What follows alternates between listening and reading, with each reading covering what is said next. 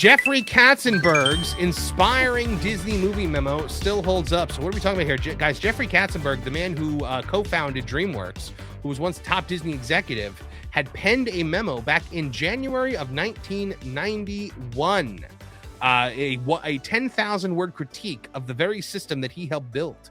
It was an inspiring look at how Hollywood, specifically Disney, needed to change in order to succeed. And a lot of people are pointing to this now because it is starting to really come up in terms of the problems that the Disney company is facing now. So what are the points he made here? One, we are drifting from our winning formula. Since 1984, Disney's success came from a strict singles and doubles philosophy, modest budgets, story-driven films, creative risk instead of star power or huge marketing spends. Now, lately, we've shifted to a yes, but philosophy. Yes, it's expensive, but yes, it's a sequel, but the exceptions have become the rule, and Disney is starting to lose control of costs and destiny. This is information that was compiled by our wonderful producer, Vash Sky, who is on vacation right now. It is hold on one second. Let me just so that's one of the major problems. Another major problem, Katzenberg said a severe recession is coming and the movie business is especially vulnerable. Now, ticket prices are now the equivalent of 6 to 7 loaves of bread versus one loaf during the Depression. A family of 4 can cost $35 to $40 at the theater, but only $2 to rent a video. People will still want escape, but they'll demand it at loaf of bread prices. And that is 100% true. And we have seen, Disney get away from that. We've seen the prices start to rise up. The blockbuster mentality is also destroying the industry, Katzenberg warned. Everyone is chasing the biggest opening weekend and the earliest $100 million gross. Legs no longer matter. It's all about that opening, right? This forces massive budgets, massive star salaries, and massive risk for increasingly homogenized movies. History repeats. The epic bloat of the 1950s and 60s ending with Cleopatra killed the old studio system, and we are now doing it again. Erica, this is all incredibly prophetic. Yeah, I've noticed a trend too. I just didn't realize he made this prediction a long time ago. I have been noticing the star focus. It seems like they're just more focused on what starlet we're going to, put front and center versus like talent. Once upon a time, Hollywood would bring on people you didn't really know, and they were up and coming rising stars, and they had great talent.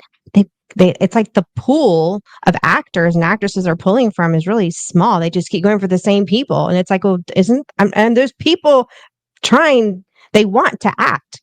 They want to get in the business. Like, give other people a chance, and let's see something fresh in front of us instead of cop like with what's his face with Marvel, the one you don't like. Nobody likes Pedro. They keep putting him in everything. So you're gonna have to narrow that down at Marvel. Like use different people, people we don't know. I would love to see new talent, even from kids up to adults. And we don't have that. And it's gotten really convoluted and frankly boring. So looking into the past, we can see Katzenberg said, this is a direct quote from the memo. He says, back in 1984, our initial success at Disney was based on the ability to tell good stories well. Big stars, special effects, and named directors were of little importance. Of course, we started this way out of necessity. We had small budgets and not much respect. So we substituted dollars with creativity and big stars with talent that we believed in. Success ensued. With success came bigger budgets and bigger names. We found ourselves attracting the caliber of talent with which event movies could be made. And more, we began making them. The result, costs have escalated, profitability has slipped, and our level of risk has compounded. The time has come to get back to our roots. Amazing. He also says it used to be method. He says it used to be that there was a reliable criterion for a film's success, whether or not it had legs. Studios would toy with different strategies for opening a film, all with the goal of helping it develop legs through a positive word of mouth. Now, we've seen movies with legs go in the past. We've seen things like Elemental, things that maybe didn't open great, but then kind of, evened out over the long run. Now the term legs has all but disappeared from the Hollywood vocabulary, thanks to the dictates of the blockbuster mentality. The shelf life of many movies has come to be somewhat shorter than a supermarket tornado. And then he also said the extraordinary popularity of films like Pretty Woman, Ghost, and Home Alone teaches the real lesson of 1990. Despite all the hype and promotional noise, in the end, The public will search out the movies it wants to see. And these films, more often than not, will be primarily based on two basic elements. All right, get this: a good story well executed, not stars, not special effects, not casts of thousands, and not mega budgets, not hype. They were warned, Erica. Yeah, this is mic drop. I mean, don't even have much more to add to that that statement that he made, that quote, because he's completely right. Um, and there was so much, back in the 90s, we had so many different types of stories being put on the screen. It wasn't just action and adventure, which I feel like that's all we've been getting for years now. I'm like, well, where's the romance? Where are the comedies? The rom-coms, and where are the kids movies like Home Alone, for example, or Blank Check? I know that was like a random one, but you know what I mean? I We love had Blank Check. options. It was cute. My dad took me to see that in the theaters. That's why I mentioned it. Yeah. Where are the options? They're controlling the options for us, and we're screaming back saying, no, bring back. Um, you can I probably get, finish what I'm trying to say. I get what you're saying. Now, one of the things to point out here is the lack of what is of any kind of floor or any kind of truly bankable star in Hollywood. And in 1990, what he's talking about, the year of Home Alone, there were expensive star vehicles and sequels, which include Days of Thunder, Another 48 Hours, Bonfire of the Vanities, and Havana. And you know what they all have in common? They bombed. Ancillary markets like video and international never rescue a theatrical disaster. And that's the thing you have to remember. And this was happening back in 1990. Then you had something like Dick Tracy comes in, a critical and financial success, $100 million plus domestic and huge merchandising. Yet it's still labeled as a disappointment because it wasn't Batman Returns.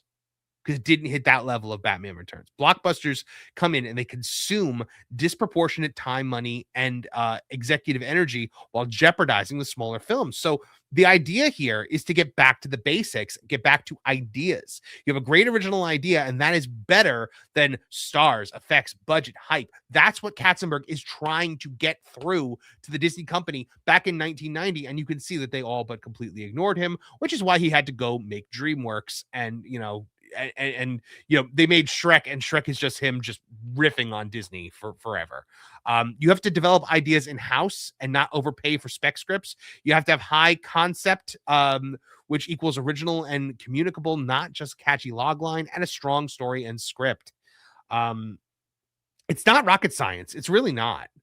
The only thing that matters really is the quality of the story and the magic on the screen, because passion for movie making has to drive the core tenant here, not just the chasing of the next blockbuster. And that is the point that he is trying to make. It's funny how movies that make it really big are the ones where they're not even trying, and the ones that they're trying so hard are the ones that are flopping left and right. And you would think that, in all their analytics, they would be kind of following this pattern, and they're just completely, I don't know if it's willful being blind on purpose, or if it's true ignorance. They're just really that stupid. I don't know. Let me give you a couple of quotes here. No matter how big the TV screen gets or how well defined the picture, it still will be the same as going out to the movies. That is something that is very telling today, as we are waiting to see whether or not Netflix is going to gobble up Warner Brothers and completely destroy the theatrical model. Then you have another quote here: the theater is something special. The products we strive to put into them should be equally special. That's another reason why people aren't going to the movies right now. Nothing feels special or big. But when things do feel special or big, like Zootopia 2 or Avatar, or, like some of these big or Five Nights at Freddy's 2, they make money. He also says we only need to be associated with good movies. And then he said a successful movie is magical for the audience, and it should be magical for us. He also points out Pretty Woman. He says that came on the heels of 5 consecutive failures. In the scheme of running this movie studio, those 5 failures were necessary for that one extraordinary success, and they were worth it. If we remain intelligent about our projects and exercise good taste, then all the failures will remain manageable, and we will continue to be successful. I think what he means by that, guys, you can learn a lot from a failure, right? A failure can tell you a lot, not just about what it is, what it is that's working for you as a studio, but what the audience wants to see and more accurately doesn't want to see. Here's the problem. Modern Disney is not learning from its failures. They are doubling down on them because Disney understands what you want to see more than you know what you want to see. And they're going to continue to shove it down your throat, because eventually it got to the point where instead of being a struggling company that was trying to connect with the target audience, they had the mentality of, we are Disney. And because we are Disney, you will come see whatever we put out. Well, Wish, Strange World, Lightyear, all of that proved the complete opposite. MJ, I'd love to hear you weigh in on this. I have a really nice quote that I have on my phone screensaver. Success is the ability to go from one failure to the other with no loss of enthusiasm. And there has been a loss of enthusiasm and creativity with this company. But this is a quote I keep on my phone because I want everyone to remember, no matter who you are, look at what Walt Disney did. We can't steer away from that vision. They told him that he would not succeed. He did. It started with a mouse. You can do anything you guys want. And especially with today, all the tools are at your fingertips. You have the internet. I mean, if you guys want to write a story, become a movie producer, whatever you want to do, sky is the limit. And I really think that this company is failing to see the real true vision that Walt had for his own. I don't even think he probably thought it would get this big.